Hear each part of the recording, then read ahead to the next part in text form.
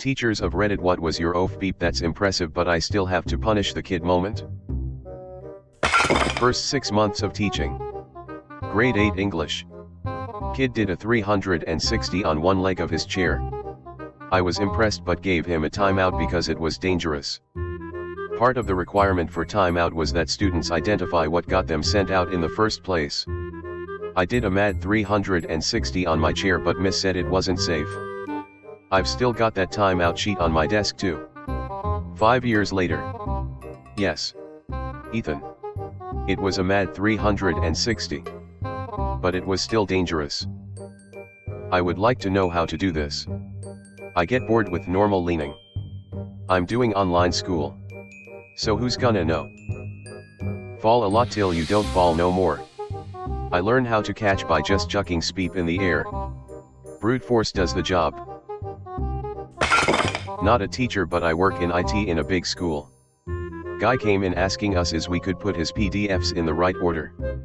It was a bunch of comic book artwork that was part of his A-level art project.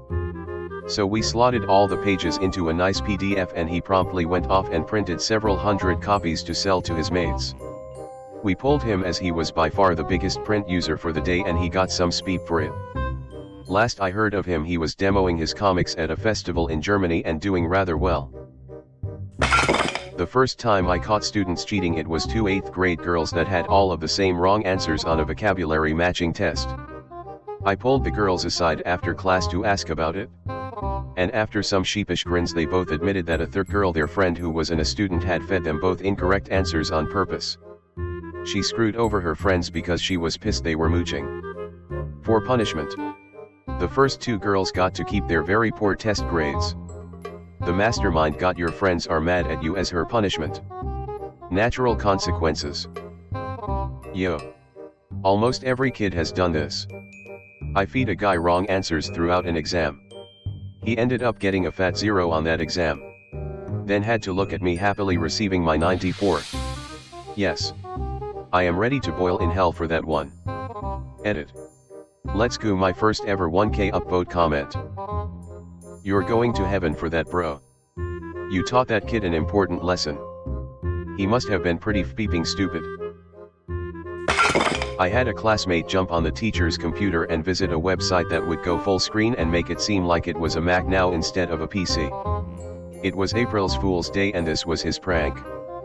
This was in like 2003. So security wasn't the conversation it is today. Anyway. He still got in trouble. The teacher got really angry and kind of yelled at him to sit down in the corner. She called in the vice principal. Then the principal. Then the on-campus police office. And then, when he was good and terrified, all 4 turned to him and said April Fools and let him off the hook. He got his punishment though.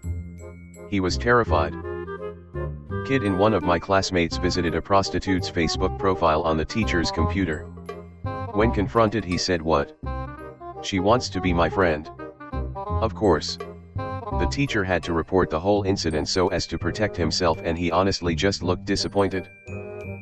Maybe the teacher looked disappointed because he had also thought the prostitute wanted to be his friend.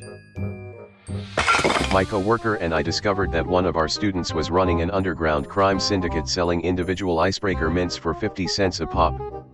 We agreed not to punish him or inform the administration. But we did confront him privately and told him he needed to stop before it got him in trouble. He had about a half dozen employees and was selling at every grade level by the time we put an end to it. Kid was a C student at best. But he's definitely going places. Breaking Bad theme starts.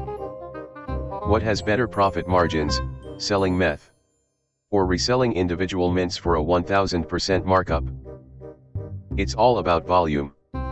Mints won't move at such a high scale. Gotta diversify business operations.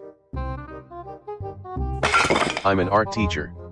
Had a student submit his art book with a great variety of different dick drawings. One was an impressive concoction of 2 cat heads as the testicles and a detailed furry shaft. As his was assessment, I had to ring his mother to let her know. Me. Your son has handed in his assessment and it has penises drawn all over it. Mother. I'm sorry you find my son's style of art offensive. Me. Personally, I am not offended. However, it does go against our school's graffiti policy. Sounds like the style was quite good. It's the subject of the art that was questionable.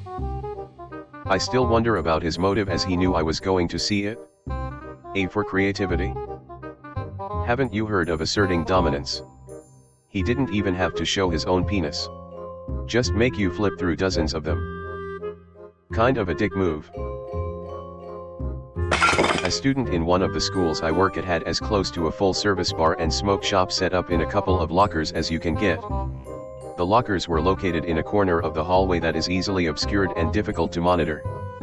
The kid just slapped his own locks on there and nobody noticed. When he was caught, the lockers were found to have several makeshift shelves in them, and contained several bottles of hard liquor, some solo cups, and paper shot glasses in one of them. The other contained a backpack containing some weed and various other drug paraphernalia for sale. The kid had quite the little enterprise going, and God knows how much money he made before he got caught. I was shown pictures of what was in the locker, and I had to what he had to work with. It was quite an impressive setup. Of course, I'm sure he was brought up on a significant number of still.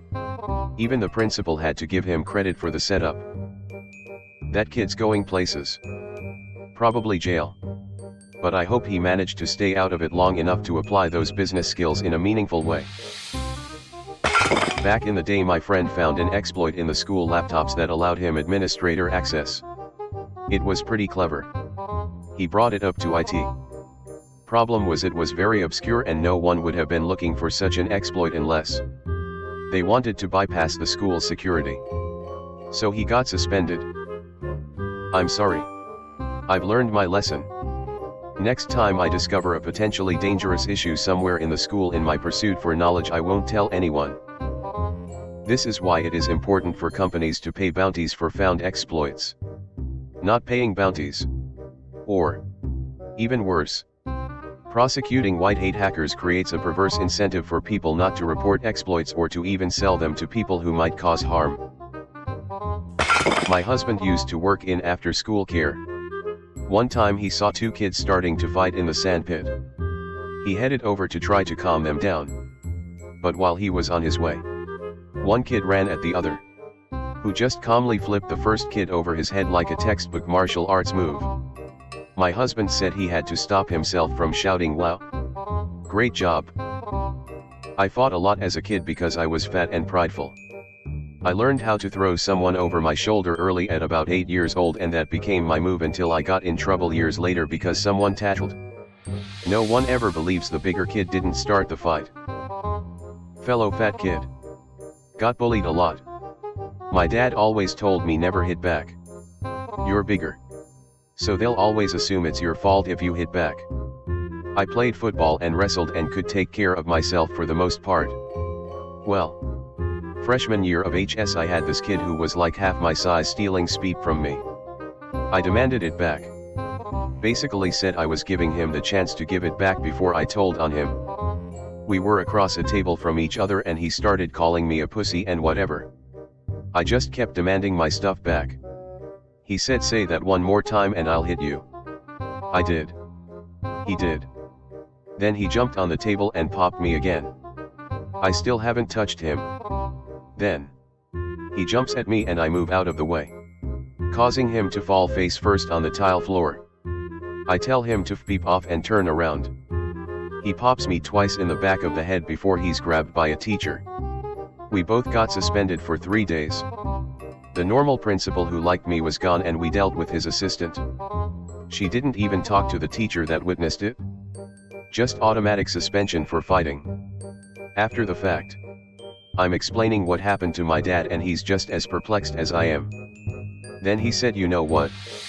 If a kid like that is picking on you and you're gonna get suspended anyway, screw it.